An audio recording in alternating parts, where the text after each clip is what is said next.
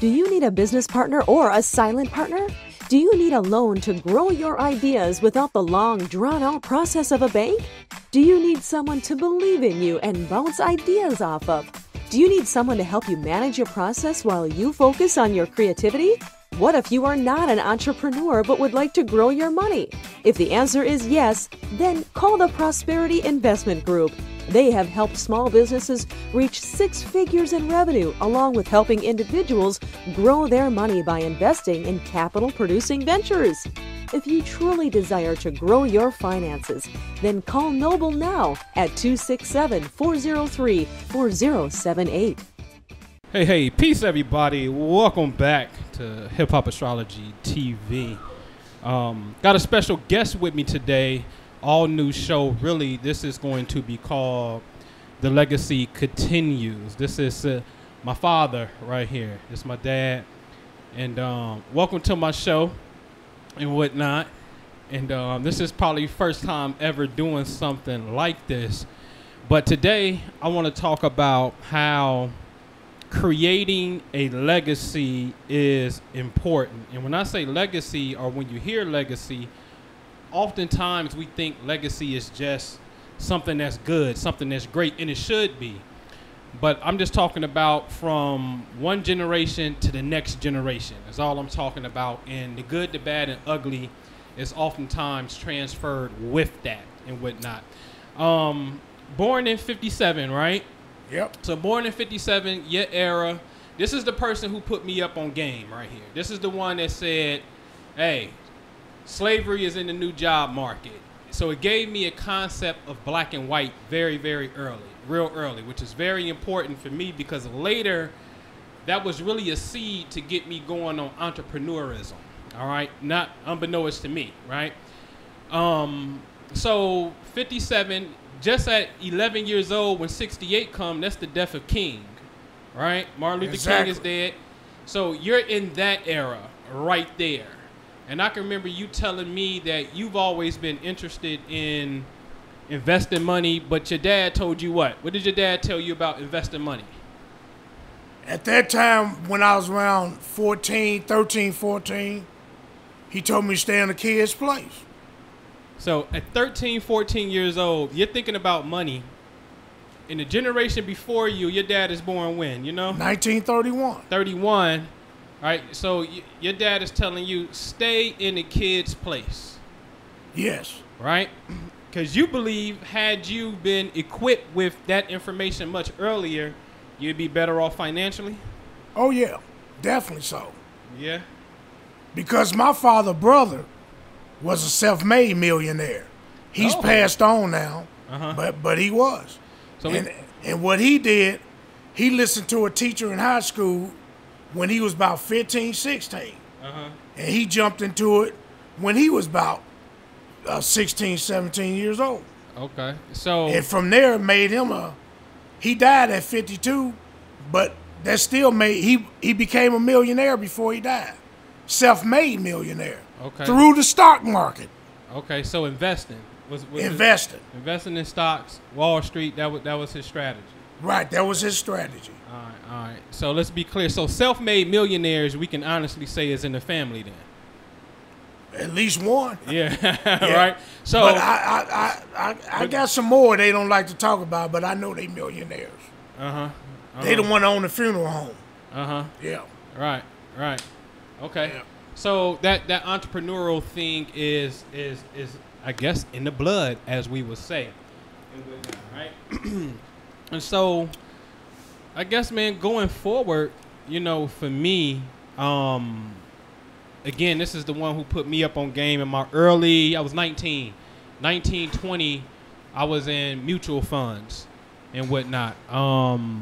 You know, I understood that because of this guy right here. Before I cashed out and started doing whatever it was I was doing back in those days in my early 20s and whatnot. So speed it up 20 years later to now in my 40s, 41. At 40, a little over a year ago, I had a revelation that was like, yo, I'm off the mark. I'm missing my point of where I would like to be financially. I abandoned this shit. Let me ask you this. What were your financial goals? as a kid? Really, it was to become a millionaire, but I found out working hard don't get you there. Mm-hmm. And so I had to look at some alternatives. And then when I didn't start investing until I was 40 years old. But when I turned 40, I knew my goals of being a millionaire was very, very scarce. So now I'm just trying to gain enough money when I retired to live comfortable. Mm-hmm. That's all my goal was. Mm-hmm. So you didn't start investing until you was 40 years old? 40 years old. But you were asking about it at 13, 14 years old? Yeah. That's a big gap. Yeah, well, as time went on, I had some bad relationships with women. But as time went on, I made up my mind, if I don't get started at 40, I ain't never going to get started. Right. So I got started at 40. And I've seen the market go up and down, fluctuate up and down, but still yet. I've held my own. Right. I'm doing okay. Right. I had to retire before retirement because I go to dialysis now. Right. Yeah. Right. And so at 40 for him, he starts at 40. Now, this is interesting because at 40, 41, 42, this is known as the midlife crisis point. Right. All right. 40, 41, 42, there's this awakening process. Everybody knows about it. That's 40. Something kicks on. And I'm going to tell you what kicks on. What kicks on is, like you heard him say, well, I'm 40. If I don't get started, I ain't going to never get started. At 40, you realize just about half of your life is over. Yeah. And you're at the back half. And now there's a revelation that kicks in that says, oh, shit, you missed the mark. You got to get on it and whatnot. So for 40, for me, it was not necessarily the Wall Street angle. It became more of the real estate angle. That was like, oh, okay, this is that one avenue that creates more millionaires than anything and whatnot. And then you dabbled in real estate yourself, right? Yeah. So what was your first real estate piece? The only real estate piece I got is what I got now. That's an 8-unit apartment. Right. And I live in an apartment too. And is it rented? No. It's been pretty much empty for a long minute, time. Right? Long time. Junior here was the one that got me start redoing them. He found a company that's redoing them. It's in the process of getting redone now. Right. As we speak. Right. So I was just letting it sit kind of empty. I had one tenant, and I was happy with that.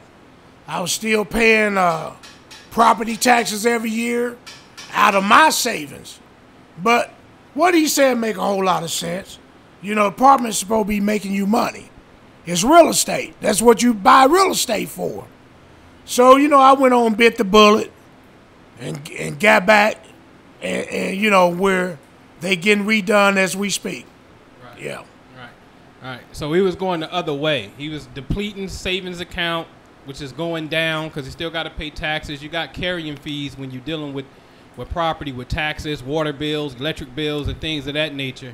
Insurance, you got bills and whatnot. So the goal was to just get in there, reverse that process, get some tenants in there, get it remodeled, get tenants in there, so we can get on the upswing of things and whatnot. Right. So that's that. You know, so that's your first piece, your only piece. Right. As of now and whatnot. How old were you then when you bought that building? I'm 61, so you minus 17 years from that. All right. So I took over the apartment 2001, if I remember correctly. All right, so about 44, 45 years old up in that area. Yeah. All right. So you start investing in your 40s. Couple years later, at 40, couple years later, now you buy an apartment building. Yeah. Right. All right. Cool. So we see where you're going with this. Cool beans, man.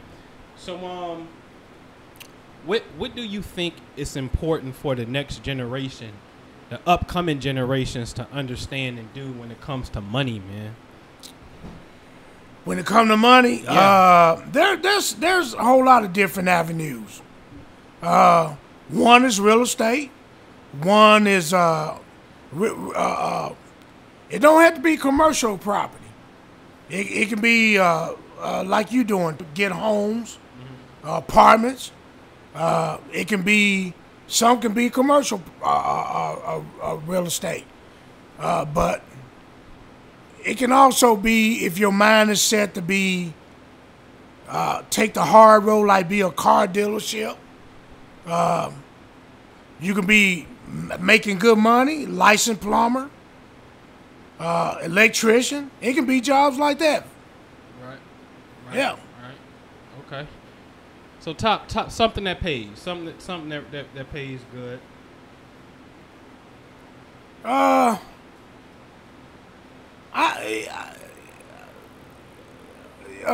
Generation wise, I mean, I come from a older generation, but the newer generation maybe need to be looking to real estate, housing and stuff like that, because that is where a whole lot of money's at. Right. But you got to understand the market goes up and down in housing too. Yeah, absolutely. Yeah. Yeah, absolutely. Let me ask you this, backtracking a little bit. Did you abandon the idea and the possibility of becoming a millionaire? Yeah, I mean, I'm 61 now. I know I ain't gonna make it. So my whole goal now is just to hang on to the little bit I got in investment and just pinch off of it. That's all. I mean, that's all I can do at 61. Hey, I got, y'all see what I'm working with over here, right? No, we can't do that. So, some data that I had studied, right? The age of the average millionaire is 62 years old. Really? Yeah. And the biggest group of millionaires are 65 and older. Mm-hmm. Right? So it's funny when I just look at, in our 20s, we probably ain't thinking nothing. In our 30s, we ain't thinking nothing. 40 kicks in, a light switch, kicks on.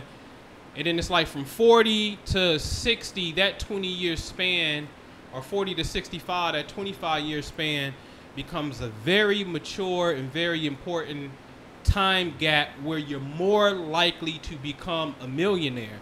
So stat-wise, you're there. You're right there stat-wise. Now It's just a matter of probably reallocating the plan versus I'm going to pinch off of this and off my savings and and that's it, and probably get more active in whatever venues that can come across the table, right, and whatnot. But the average millionaire is literally 62 years old, and the biggest group are 65 and up. That is very interesting when it comes to finances and the psychology of human beings, man.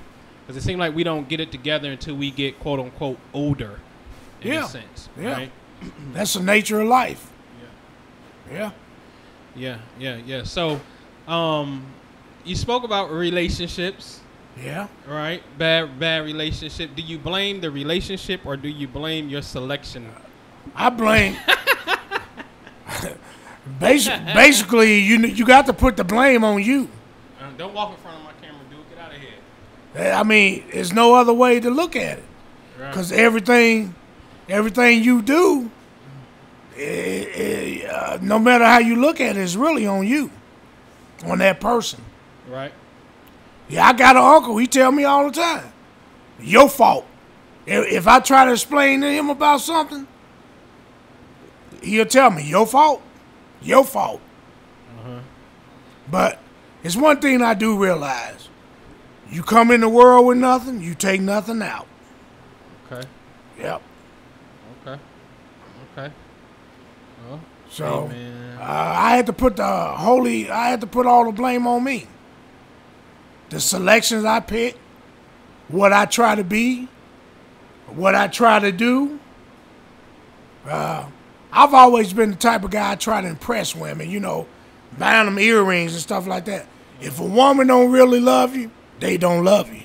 Right. That's the bottom line. No matter what you do.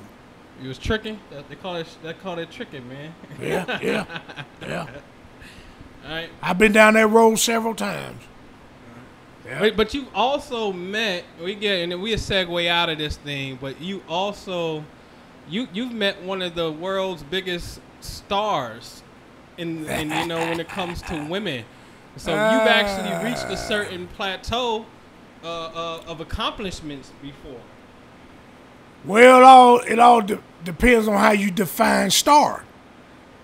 Now, the kind of star I met, some people might not even want to know nothing about her. Right. But she was an X-rated star. Yeah. And it wasn't the one that Trump messed with, that's for sure. Right.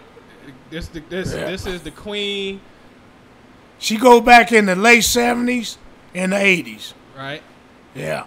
Y'all seen Little Kim with her. She was in the Little Kim video. Right. Before. Her name Vanessa Del Rio. Yeah. You actually got pictures with her. Yeah. This guy. Sure do. And proud of him. Yeah. That's what it is, man. Remember I said you can't take nothing to your grave? Yeah. I think them the only pictures I want in my hand when I die. Okay. Once I'm dead. Okay. Yeah. Vanessa Del Rio. Yeah. That's what it is, man. Hey, I just wanted to get you on camera, man, and just pick your brain real fast, man, and publicly just say I appreciate you. Yep. And I love you, man. Yeah, no problem. You know what I mean? And you know, the goal is to start shooting some of this content and get y'all some of this just father and son conversation, man, where we can really get into some things, because we be having some good conversation, man, whether it go from Trump or whether it deals with the black and white issues or just, you know, the world in general, period. You know what I mean? But being able to break it back and bring it back, and like I told him, I dare to challenge myself, like I told my sons, to, let's reach that plateau of $1 million and bare minimum. And why, like, I'm 41, so while I feel like I'm on the back half of my life, like, let's enjoy life and let's accomplish everything we ever wanted to accomplish. Why not do it? Let's take that challenge and let's do it. And to you, the listener, let that be a challenge for yourself as well, to literally decide. And I said it yesterday, an idea is different from a goal. Everybody liked the idea of being rich. Right. He liked the idea of being a millionaire. I liked the idea at once, but somewhere along the line, I had abandoned the idea. Whether I got in trouble for money, maybe I was doing the wrong things for money, maybe I thought money was the root of all evil, maybe I thought when I die I can't take it with me. I abandoned money somewhere along the line. But I had to be real with myself and say, no, I really desire to want to be financially wealthy. All right, and there's nothing wrong with that. No, there's nothing wrong with that. I read an article years ago. Everybody goes should want to be a millionaire. Yeah. That's a goal. Yeah. That everybody should set. Yeah. Yeah. Yeah, and that's what we doing over here, man. So with that, just wanted to give y'all a quick little piece, man, and we see y'all the next time. Peace. All right. You can see the deck is brand new and fresh, so that's done. Even got new shingles on the roof, whatnot. And as y'all can see, got a new gate going up, new concrete steel, and that fresh slab back there. It's for the landing pad, or the driving pad rather, and whatnot. And I don't think we're gonna opt for a garage on this one. Just gonna let them have private off-street parking though, which is gonna be awesome, man. You know what I mean? And so Prosperity Investment Group, man, real estate has created the number one vessel for creating wealth. That is just, it's stupid not to be in it if you want to be financially wealthy. And I'm telling you right here on the website, $6,000 can get you in the game when you get access to learn how to do this type of stuff, man. Seriously, change your life. It's a game changer. Just wanted to walk y'all through this one, and we're gonna catch you at the next property. Peace.